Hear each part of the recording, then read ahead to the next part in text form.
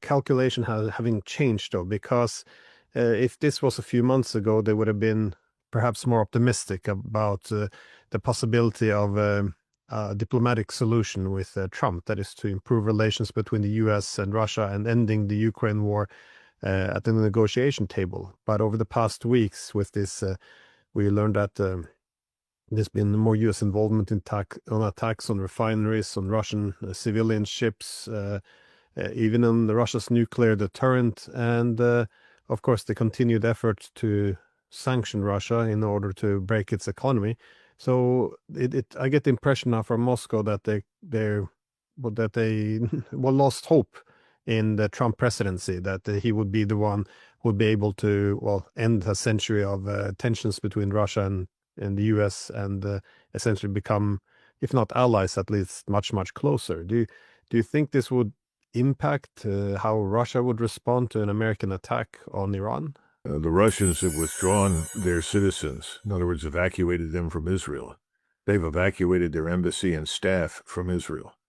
I think Mr. Netanyahu has poisoned relations with the Russians. And then you add to that particular matter what you just discussed regarding President Trump. We used to have something, and I'm sure you're familiar with this, we called Kremlinology, where we had all sorts of people sitting around trying to evaluate, estimate, analyze who was going to be in the Politburo, who was next up to be Secretary General, of the Communist Party and so forth. I think a lot of that is going on inside Moscow's inner circle. I think they've looked at Trump, and I think they've concluded a few things. First of all, I think the Russians like President Trump. As a person, I don't think they dislike him at all. And they would like to get along with him, but I think they've concluded that he's unreliable. He may say one thing at one point in time, and then a day or two later, he changes his mind and launches in a new direction. You remember that in January, February of last year, there were discussions, we need to find a way forward, and we're going to meet with the Russian leadership in Saudi Arabia. Remember, they went to Riyadh, they held these meetings. You had lots of top people representing business interests. The usual suspects that supported Trump are showing up to cash in on a particular deal.